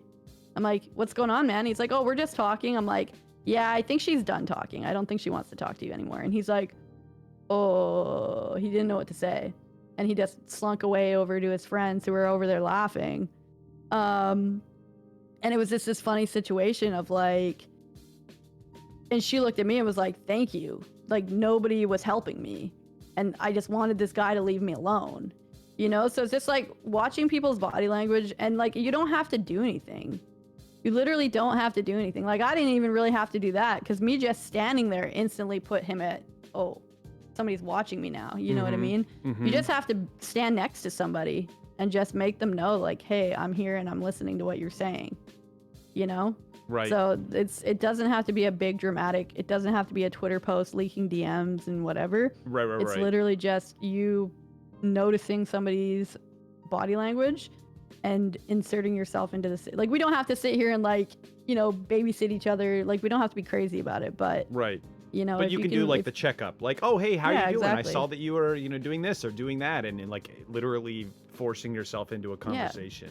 thumbs up, thumbs down, are you okay? You know? Yeah. But no, I think that I mean, I'm still excited for conventions. I'm still excited yeah. for the opportunity I'm of so social excited. stuff, because like I feel completely out of the loop. Like that's the one thing that I really did enjoy about me being present and available at PAX, which was my first like gaming convention, my first like convention. Like this is just a whole new experience in all different channels. Like I am so thrilled at the opportunity to meet, friends, family, community members. It's just a great vibe. And I don't think that we'll pull away from that. And again, I think that we've learned a lot in this past, year, half a year, since some of this stuff has started to occur, that have helped grow our communities. And so, like, when you're thinking about growing your community, what does the Cool Dudes community look like 5 years from now? You know what? I mean, like I said, I've never wanted to do this thing. Like, I'm not here to be rich. I'm not here to be famous. I mean, I hope we're still around. I mean, I don't. Streaming to me is something I want to continue doing. Obviously, eventually, you have to decide: can I keep doing this full time? Should I get a real job? Or you transition to other things in the gaming industry, such as hosting, or maybe you work as an influencer manager or whatever.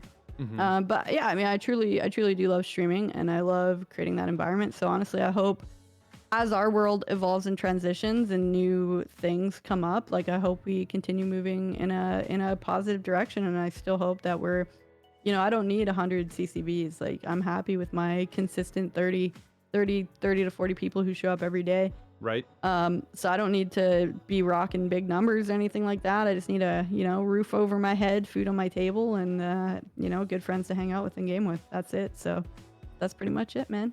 It's a good motto. I've always said when I was in the car business, one of my things that I said in the background of my motto was like, I just want to make what I need and not what I want. Yeah. So, as long as I can continue to exist and just be around and do this, then I'm happy. Can I pay my bills? Can I eat? Can I support a family? Can I do what I have to do? Then sure, like let's talk about it. But like, I mean, sure, we're all human. We want nice things. We want to have like, oh, this cool thing just came out and I'm really interested in it. All the other stuff is like, meh, okay. I mean, if it pops up, it pops up. But like, we like our toys, especially us streamers. Like, we want the newest graphics card. We want to be able to increase the quality of this stream. We want to be able to do this, that, or the other. And it happens. So if you could, you're partnered with a handful of brands already. What, Logitech, Blue, Astro? Well, my agreement is with Astro. But I think with all that, it extends to those companies. But my partnership is with Astro specifically. And then I'm partnered with G Fuel. I've been with them for 3 years now. I'm partnered with Quick Drop Media, which is new. They're like a news gaming industry. Yeah, they reached out to me. I was really invested, really interested in seeing what they have to offer in the future. Yeah, definitely. They're growing. Also partnered, actually, I'm signed to a Canadian agency called Discover Management. So that was something actually that came out, yeah, back in November, which is pretty Nice. cool. Yeah, they're Canadian run, which is really awesome. It really stuck out because, like, obviously getting a management company is something that every streamer wants, as long as the contracts line up and all that stuff. Right. And I'm really, really passionate about the team there. I've known them for a long time. Nice. And through other gigs and whatnot. And yeah, I've just really enjoyed, my experience with them, and really excited to see what we do. And I'm not really sure how many Canadian-based agencies exist for streamers currently. I think this might be one of the first ones, but I could be wrong on that. But regardless, like, yeah, just really, really thankful for all the partners that have supported me. And it was cool to kind of stick on with G Fuel for a bit, and carry over from Mixer. That was really awesome.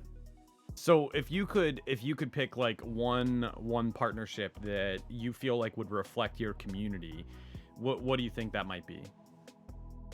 I mean, it's funny like that I'm gonna say Blizzard, because like I don't think I really have a strong audience in Blizzard games. Like when I play WoW, I literally joke like, "Oh, okay, guys, gonna go kill the stream now. Gonna go play WoW." Yeah. But I think it's more so that, like, and the reason that I get all teary-eyed and whatever during like BlizzCon opening ceremonies, because at the end of the day, like, playing World of Warcraft just, one, like, really ignited my passion for gaming, ignited my passion for streaming. But like, two, like the friendships, the memories, like so many people talking about stories of like, yeah, I was just questing along and this person messaged me and asked if I wanted to play with them, and we did some dungeons, and now 20 years later we're married, blah, blah, blah, right? Like all those little stories and stuff that, like, yeah, Gonger was there.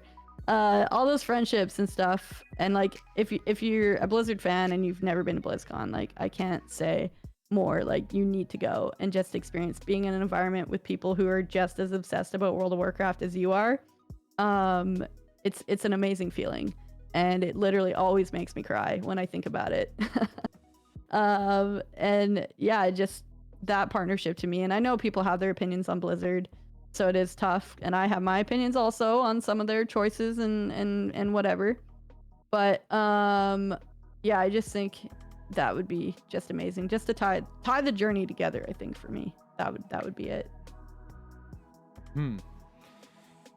Well, if you could offer a piece of advice out there for any creator moving forward or getting into the industry, starting out, what do you think that would be? I would just say, like, don't worry about becoming the next ninja. Don't worry about becoming famous or big. Like, don't worry about your numbers. Focus on the people that are there. Mm-hmm. You have people that sit there, and like, I've gotten caught in this habit too of just like worrying about the numbers. I mean, more so mine is connected to like, will I be able to eat next month and pay my rent? But that's still not a good excuse. But don't focus on the numbers. Focus on the people that are there, who show up for you every single day. If you focus on putting positivity out into the universe, people are going to see that. They're going to want to be a part of it. So just create a space that people want to be in, and create realistic goals for yourself. And don't worry about that viewer number. I was never a person to hide my view count, and lately I've been a person that hides their view count, because I don't want to sit there and worry about that. I want to focus on the people that are in the chat, that are there, and that is just my biggest piece of advice. Don't get caught in that trap. Yep.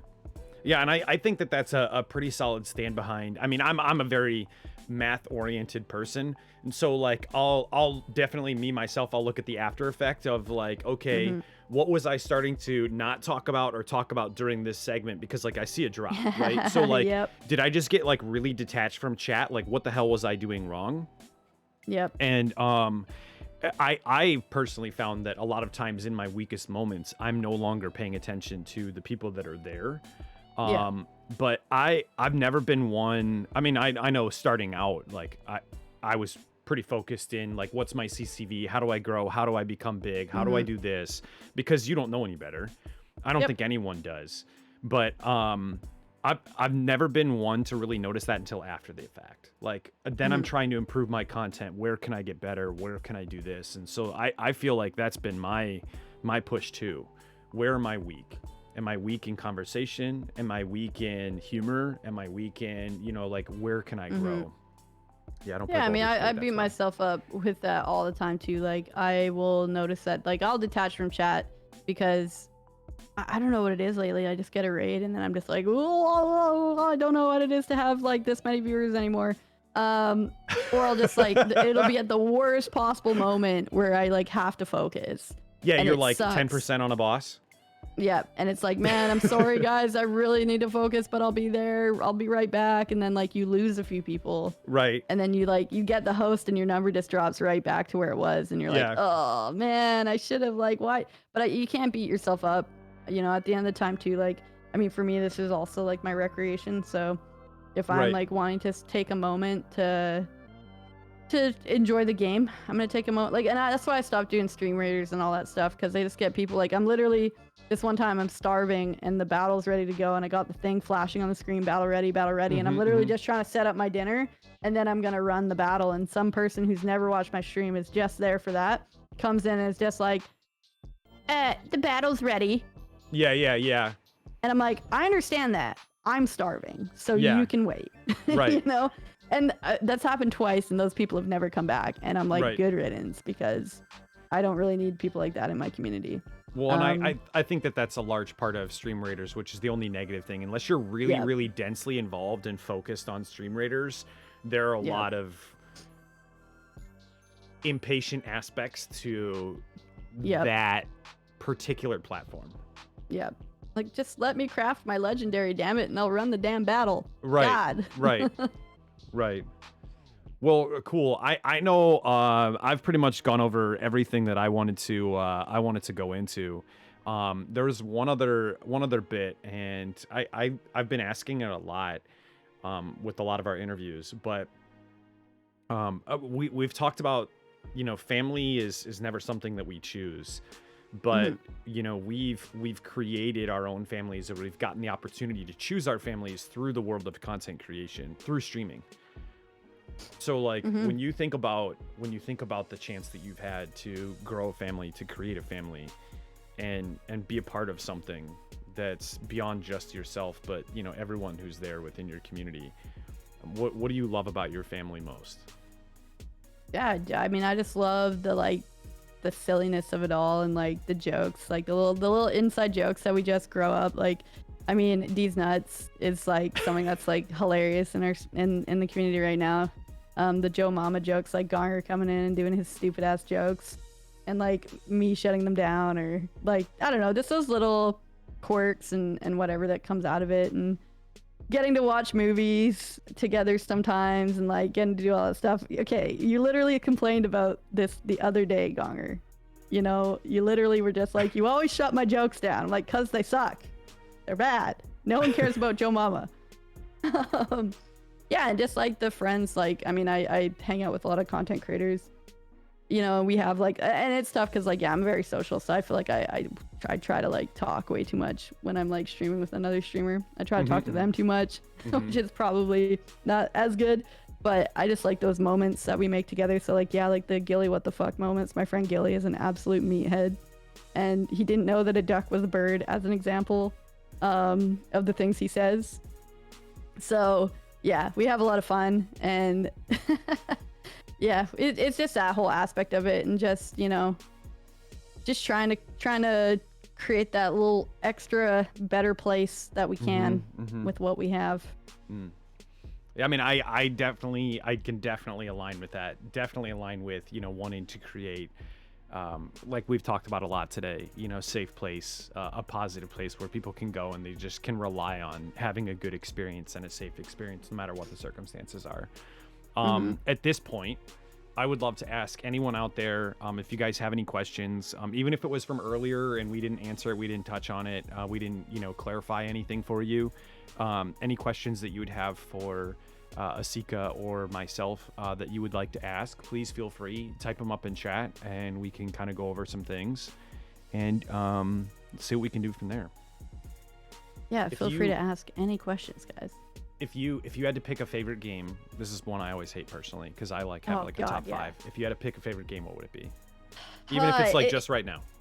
Even if I sat there and said like until I was blue in the face that World of Warcraft sucks. I love World of Warcraft, and I always come back to it. Yeah, definitely. I mean, anything with RPG elements, and you know, I love the game, but yeah, and it's more so just the connections, the memories. That's really it. Well, and I know when I first met you, you were playing Counter-Strike Go, and I spent a lot of my time playing shooters, but all 5 of my top 5 favorite games are all RPGs. Like I'm a single-player story-driven gamer to a core. What's your favorite content? Yeah, go ahead. Yeah, my favorite content platform outside of streaming, I mean, definitely TikTok. I love TikTok. I don't know if I follow your TikTok now that I think about it. Yeah, this is just Asikaa 604. I was posting daily for quite a while. I was on a good streak, and I've kind of slipped from that. But because I keep having to delete my VODs, and then I forget that it deletes my clips. So I have to remember that. But yeah, TikTok is just, I was so resistant for so long. I think gaming was big on there. I post a TikTok and I hashtag Twitch, and it apparently has like 8 billion views on that hashtag. That's a lot. Yep. That's a lot. So if I may ask, how did you get the ending bit to your, like, the numbers to your name? Like the 604? So that's my go-to because Asikaa is a word in another language. So a lot of times people have that name. So 604 is just like the OG area code of my area. Oh, yeah. Okay. Yep. Okay, that makes sense. So it's funny because my mouse that I use is a Logitech 604. Oh, gotcha. I thought that was kind of dope. Yep. Dude, I think it's crazy how many 502s there are in the industry. Like a wild amount of creators use 502s. It's crazy. I had one. I use it sometimes, but I just like the 604 because it's I don't know, it's beefy. And it's funny because I have small hands, but like it fits my hands perfect, and it's only like I like having the experience of an MMO mouse, but not having 12 buttons. I like just having 6. So just I can play it for FPS and I can play it for MMOs. So good balance. What's the word that Asikaa means, I guess? Oh, the word Asikaa. So unless it's hateful. Nope, it's definitely not. I'll give you guys the story of why my name is Asikaa because it's all connected. Okay, yeah. So when I used to play World of Warcraft, my character's name had a very it was very it was inappropriate, and some people didn't like it. My character's name was Vaginor, and a lot of people didn't like that in my hardcore raiding guild that I was in at the time. So they finally convinced me to change it, and I'm like, all right, fine, because my name had actually already been reported a few times, so I had to get creative around the spelling of it, so it's kind of ruined already. So I was like, all right, fine, I'll change it. So you guys got to give me a name though. So they kind of provided a few suggestions, and it was originally spelled like this, which is sneaky or stealthy in Sanskrit, which I played a rogue, so it made sense. Oh. And then the second A at the end came from when I had to server transfer. I did a server transfer to Darkspear, and somebody already had the name, so I had to put, I just was like, okay, what am I going to do? I'll just add a second A on the end. And apparently that then makes it the word sugar, and I believe Punjabi, I'm not sure, from India. So my Facebook page gets a lot of awesome DMs from people in India all the time. Interesting. It's great, yeah. They usually tell me like God bless and that kind of stuff. It's great. I know for a while when I was playing WoW, like, your first character, at least mine, was like, okay, well, I want to make this like my serious character, especially with the RPG. Like, this is like my guy, this is like my character that I'm going to have forever. He's going to be super awesome. Yep. And then like all my characters after all just started turning into jokes. Yep. So like I ended up rolling a priest, and I named it 5 o'clock. Why? Because it was a shadow priest. Oh 5 o'clock my shadow. god! Yes. Yeah, okay. I wanted holy guacamole, but it was too many words, so I have holy cannoli instead. Oh, nice. Yeah. I also have I just created a Tauren druid last night named Musika. Pretty proud of that one. Even Gonger liked the name. When Gonger likes the name, that's when you know I got a good name. Shibubula? Oh my god. Shibubula. Okay. Okay. He hated that name. He also hated because somebody. Okay. Riddle me this, chat. Riddle me this. This guy's demon hunter is named Demon Tits. That's okay. No issues there. I have Shabubala. Somebody reported boob. You can't have the word boob in a name, but you can have tits. How is that? That doesn't make any sense. Please explain it. So no one knows. No one knows. And really it comes down to, again, the reason why I lost Vaginor is because somebody reported me. And as soon as, so if you go and report the name Demon Tits, Gonger can't have Demon Tits anymore. So I'm not saying to report him, guys, but I will say your other name, Vaginor, probably makes a little bit more sense why someone may have reported that, just maybe, but just throwing it out there, you know. Yeah, and then I changed it to Lalalana, and then he hated that name too, and now it's Gigantass. Gigantass is okay as well. Riddle me that, chat. I can have ass, but I can't have boob. 3-year-olds can say boob. Come on.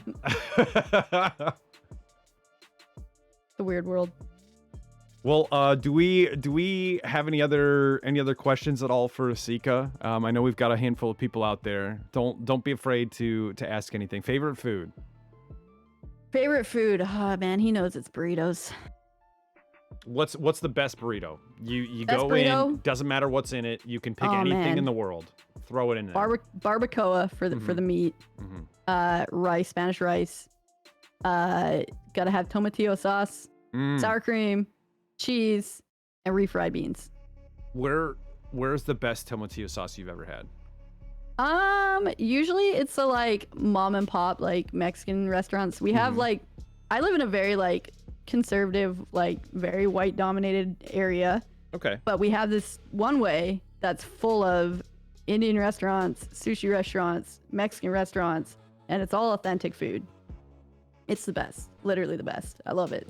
And the one place you go, I like to go there sometimes for IRL streams.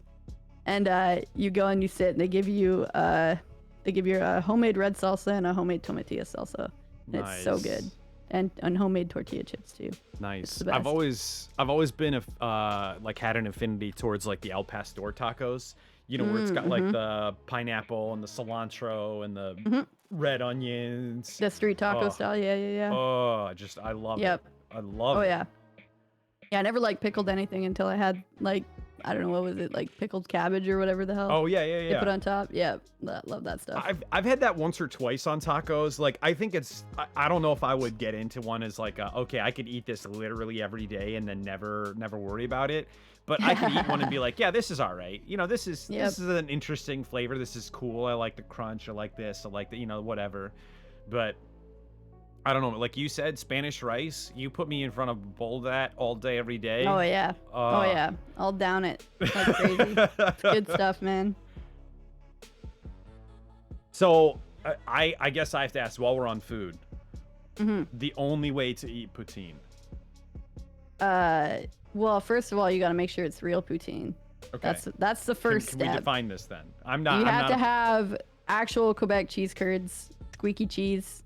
If they put cheddar on that stuff, it's not poutine. It's just fries, gravy, and cheese. Okay. It has to be actual like poutine sauce also. Which is it a gravy? Is it a sauce? We don't know.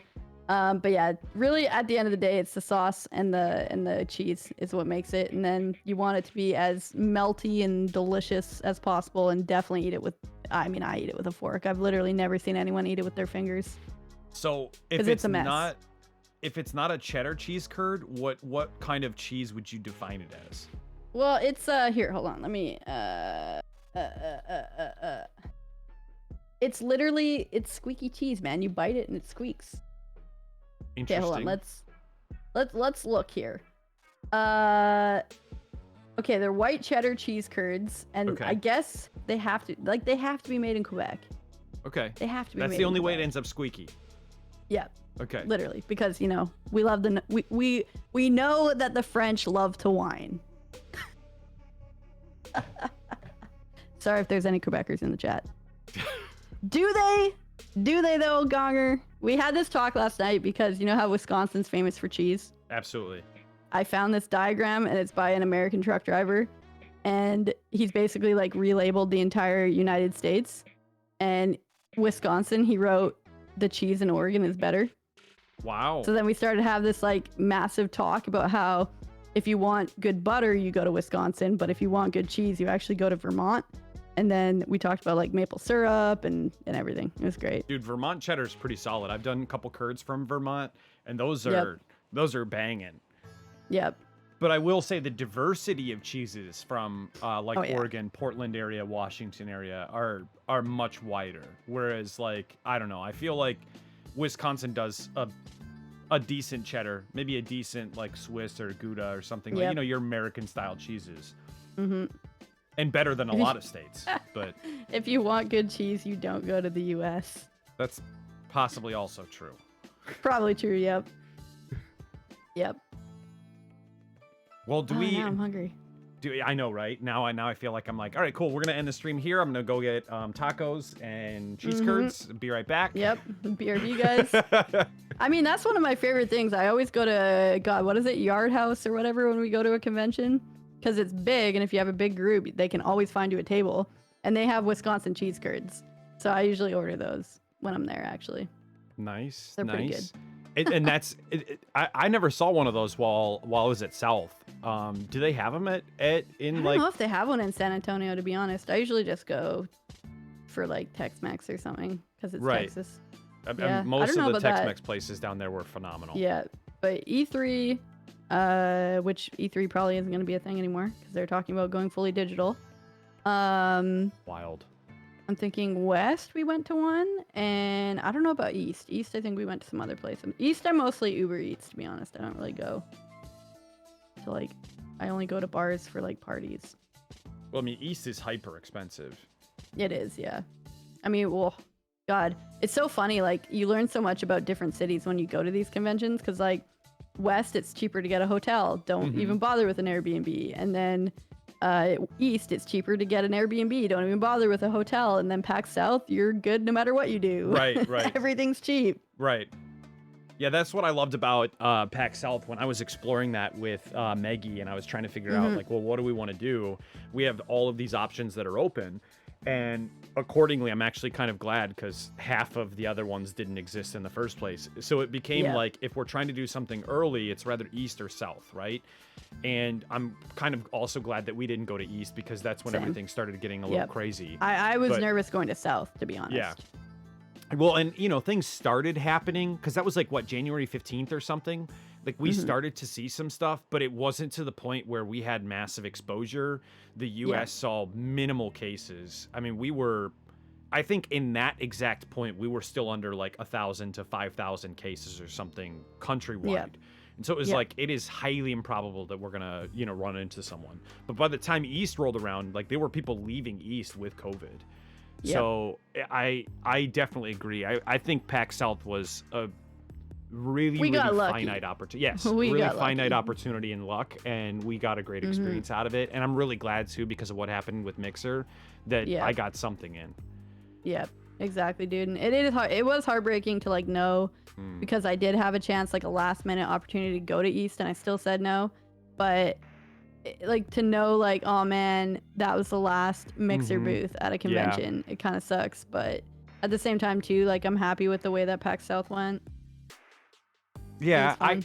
I think PAX South was great. I mean, it was, like I said, it was my first endeavor, and everyone talks about like, you know, PAX South is just meh, it's mediocre. Like, you know, there's better conventions to go to.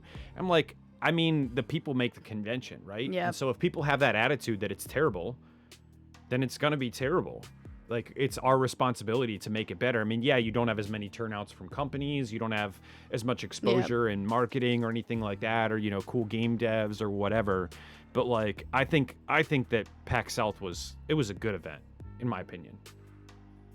Yep, I agree. And you know, it's always the convention that I go to if I want to chill.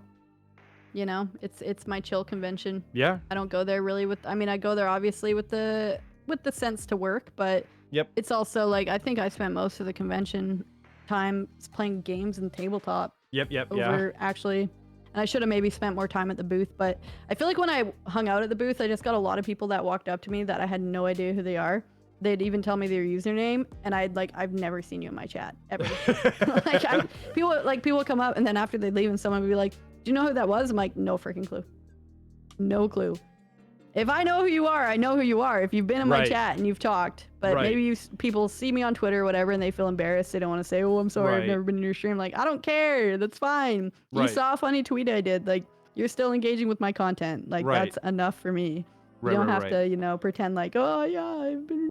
You're like, "No, you haven't. I don't know who you are." Or maybe they lurk, and I just don't know them for that reason. But it's always kind of a funny moment of being like, "I don't know who you are, and I feel bad about it." You know? No, I definitely get it. I mean, I don't think I'm to the point where I've made that much of an impact. I don't think I met anyone who knew who I was when I was at PAX South besides, like you or a couple other creators that knew that I was there, that knew that I was a part of the community or extended through multitude of other communities because I'm a streamer, like I'm still interacting. I still want to support communities that I believe in, that have a message that I can believe in. But most of the people, I mean, I didn't have anyone walking up like, "Oh, hey, I'm in your streams." Like I've been there. I mean, I was streaming, I think at that point to like 7 people or 10 people or, Yeah. whatever. The likelihood is pretty slim. I'm not Psycho. I'm not you. I'm not Tanzi. I'm not a lot of other people. So, but, yeah, it's crazy. It's crazy. I'm super looking forward to another opportunity though for PAX. And, Same. I'm looking forward to, being able to, see you again and hang out with you again. Yeah, with, dude. Straight up. with a little So bit more excited. time. Yep. It'll be nice. I can't wait to get. I mean, I'm here solo right now too, so it's like it's half the time. The only time I talk to people is when I'm on stream. So Right. it's No, I get it's it. crazy. I'm ready, man. I'm ready to go back out into the world. So wear your mask, everybody. Stay home. We can get through this. Yeah, absolutely. All right, so here we're going to, for anyone who isn't aware, if my chat doesn't, okay, there it goes. Wait, what? She's right there. She's right there. There you go. There you go, bot. There you go. Guys, for Figured anyone it who out, isn't bot. following, feel free, drop a follow. You can find Asikaa streaming a wide variety of different stuff from WoW to Valorant. Do you still play CS:GO at all? I do occasionally because the thing with Valorant, the shooting is very easy. So if you go and like play CS:GO for a couple days, you can come back to Valorant and just be an absolute god.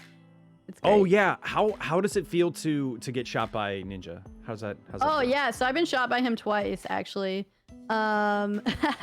We fought in H1Z1 one time. It was me with a Magnum, which I was horrible with the Magnum. He had an AR, and we kind of beaked at each other a little bit.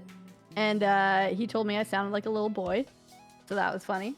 And then it was the funny one was I was playing Radical Heights. It was a night where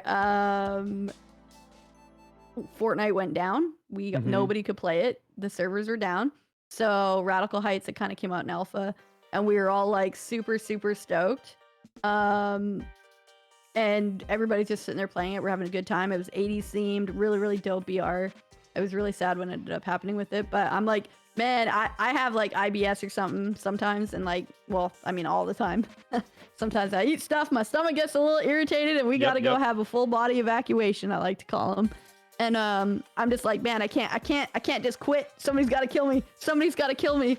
And I run around this corner and I go to turn to shoot because I see somebody. I just get melted and I'm like, oh, sick. I go to the bathroom. I come back and I just see Ninja on my screen. I'm like, no. My friend's like, I've already gone to his stream and clipped it. He didn't kill you. I'm like, no, our rematch.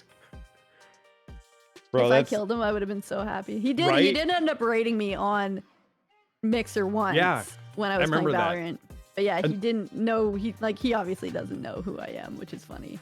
But, It's weird how I think quickly forgettable we are, and I'm not like trying to be rude. Well, it's just a lot of those he big interacts with creators, they don't have millions of people time. a day. Yeah, it's just like it's the exact same thing when people come in and say like, oh well, this is what I do for a job, and like this is my work schedule, and I'm like, I'm gonna try to remember that. But in reality, me trying to remember 1,000 some odd people's work schedules is almost impossible. Well, and Like, it's one just thing that really surprised hard. me was I met Ice Prime at a party at PAX East, and he remembered me from my days on Twitch because I was like big in the H1 community, and he remembered me, which I was super surprised about. That was kind of weird, but yeah. It was because he plays like BRs and stuff still, but like his wife actually went to every person that follows him. She pops into their stream and says like leaves a little message for you, like, hey, thanks for following my husband, blah blah blah. So they're kind of like a really cool dynamic duo for like streaming and stuff, and like, you know, very family based. He's definitely got the, God, I think he calls his community the Ice Pack, if I remember properly. Oh, nice. And definitely very family. It was annoying going up against him in H1 for like teaming rules. He would literally go in and his whole community would just be a firing line for him, and, like, protect him. It was so annoying. But yeah, no, he was a funny guy. So it was kind of cool being, because like I went to my first BlizzCon and someone's like, "Hey, you're a streamer, right? Your name's Asikaa," and I'm like, it was so bizarre to like get recognized even at that point in my career. But I guess I'm like, I got one of those faces, man. Well, that was like, I remember I had posted, or sorry, Tanzi had posted a tweet that said that it would be like, oh yeah, I'm out roaming around, or I can't remember what Tanzi said. I'm out roaming around today, but I'm not Tanzi. Or yeah, like just not in drag or whatever. Right. And I was like, Sheldon, yeah. Oh, okay. Well, this sucks. Like, cause I know what you look like, but it's easy to recognize Tanzi at 6'3", towering over everyone in heels or whatever. And you're like, oh, look, Tanzi, like right there. But now I'm just looking for like a person with like short crop hair and glasses and tall and lanky, like typical guy frame, you know, whatever. Mm-hmm. And I'm like, oh man, all right. Well, I gotta try and find, a signature. Sorry, a signing for my girlfriend because she wanted something from Tanzi. So it was like, this is gonna be tough. Like, I'm gonna have to try and pick out, like you said, Sheldon from the crowd and do that instead. Like, all right, well, best of luck to me. But it's interesting, like how recognizable I think individuals become, and then like what ideas people form around that, and then like anything changes. Yeah. And now you don't know how to get it. It's weird. It's super weird. Well, and like I had tweeted out, "Hey guys, I'm sitting in tabletop. I need a phone charger. If anybody has one, can you bring it to me?" Oh, I remember that. All of a sudden, yeah, some guy just walks up and he's like, "Asikaa!" and he gives me a charger. I'm like, "Who are you?" And he's like, "It's Dino Freak." I'm like, "Dino Freak? Holy crap, dude! What's up?" Like, no clue who this guy is. I'm like, "Who are you?" And he says his name, and I'm like, okay, so always lead with your usernames, guys. Don't tell us your real names. Lead with your usernames. Right. So we know who you are. It was funny. Oh. It was great, and he saved my life at the convention that day. I remember that tweet. That was funny. And you were like, my phone's powering down. I'll be over here playing tabletop. Yep. I have no signal. And I literally died after that tweet. Well, either way, Asikaa, I so greatly appreciate the time and you taking this opportunity. Of course, we'll end up posting this up on YouTube, so if anyone else is interested in it. No, it was an absolute treasure. I thank you. I always learn so much from these interviews. Yeah, I bet. Really, like, people's stories are so diverse and so different. It helps me, again, to bridge out my world, you know, to understand more about people and how they got here. And I think it also helps to show that to community members as well, because you know, a lot of times our communities really only know us. You know, they only know the face behind the image. And I after we did like 1 or 2 or 3 of these or something, it really started to become apparent like how beneficial it was to bring people on and share others with the world. And I think it helps to bridge communities together as well. Because then it offers other safe places for, I know my community can go to, you know, my community can say, you know what, I know who this person is and I know what that looks like. I know what I'm going to be getting, instead of it just being like, oh yeah, here's this person, shout them out in chat. They're great. Go look at them. Like, you get the whole picture. And so I just really appreciate you taking the time to share that whole story with us, and not obviously all of it, but your adventure, a deep or quick dive into, you know, who you are, the minor TED Talk. Yeah, no worries. Yeah, my minor TED Talk for sure. No, it was my pleasure to be here. Appreciate you guys for having me and asking awesome, fun questions. Awesome. Well, you know, enjoy your food. Go get yourself a burrito and some cheese curds and call it a day. Yeah, for sure. Awesome. Well, hopefully you have a great time, and thanks for being here with us. No worries. Bye, everybody. See you later. So everyone, again, thank you for being here. Huge shout out to Asikaa here. We'll get the name here for you as well, or the link. All you have to do is just click the name right in chat, and you should be able to drop a follow, show some love. She's super, super entertaining, very, very loving individual, and just has an outstandingly awesome community. Yeah, right there. Right there. An outstandingly awesome community. I've known her for a really, really long time. We actually met back on Mixer when a guy that I was working with, Halios, he was training as part of like the Crusader team on like, you know, how to become a streamer and things like that, tips and tricks and things like that. And he had brought up and done a raid to Asikaa. And I remember she was playing CSGO. And that was the first time that I had been there. And I was like, oh my gosh, it's just so loving, so wholesome, so funny, and such a great time. And I think that, you know, a lot of times, like we were kind of talking about a little bit earlier, like we have to kind of stand together, and we have to recognize these really, really outstanding communities that do more for, it's probably going to be a little, you know, hot take, but do more for the communities than they do for themselves. And it's really inspiring to see that from other creators out there that offer that to the members of their audience, to the members of their community, because they are family. And so if you guys want a great time, if you guys want to have, you know, a good experience and know that you're, you know, validated, that you're safe, and that you've got people that care for you, definitely take the time, check out Asikaa, have some fun with it, skills, have some fun with it. And, you know, you weren't there for the skill. That's her strong suit. No, I was there for the person. I'm usually there for the person. I'm not there for the gameplay. Like I've never enjoyed videos of like YouTube anything on like, this is how you play this, and this is how you do that, and this is how you can get good at the game. Like I can't stand that. And so most of the time I'm there for the person. He's beaking. It's okay. Oh, okay. All right.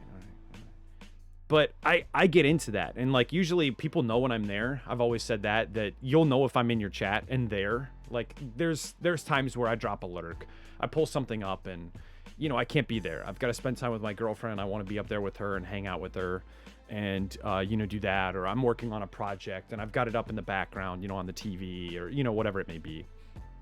But I always tell people, like, you'll know if I'm existent. You'll know if I'm present and available. But for that same purpose, I don't watch Twitch. I've never watched Mixer or any streamer or anything for the game. I've always watched it for the community, for the people. And I recognized that pretty early. Like, you know, a lot of people who are playing games, I don't want to necessarily talk about it, but, you know, some of the first people that I ended up watching on Mixer are no longer streaming or don't have an involvement to streaming. And I remember thinking to myself that, like, these are just such toxic environments that the centric focus of you know, this community is basically just bashing one person or another person or another person, and how dramatic the world of streaming can be, the industry of streaming can be. And so something that I wanted to do is, you know, tell my story and offer a safe place, because I know what it can be like being alone. I know what it can be like, you know, not having people to play with and not having an environment to play with, and you know what we can do to impact through charity and things like that. And so that's why I got into it personally. But it's inspiring to have, you know, it's inspiring to have mentors and people that you can look up to, and communities that you can look up to that offer the same thing. And so, you know, if you guys are ever looking for that, of course, always, please feel free, go check out Asikaa. We're going to end up posting this up on YouTube. We're going to continue doing more interviews. I've already worked out an interview with a guy called MD Soul. Someone had suggested that we interview them, and we're going to be interviewing them. It's like the 2nd or the 3rd of March. I'd have to go back and look at my calendar. I'll probably end up posting up maybe Monday that we'll be doing an interview with them basically 2 weeks from now. It's on a Tuesday or something like that, because that's what the schedule dictates. But more than happy, more than thankful to have you guys here, and, you know, be here, be active in chat, ask questions, and really create an experience for us and for everyone else that's here too, to help them understand and help them to recognize, you know, what community does for people. So we're going to go find someone out there to bring all the hype to, bring all the love to. And yeah, of course, again, thank you guys for being here. And We appreciate you.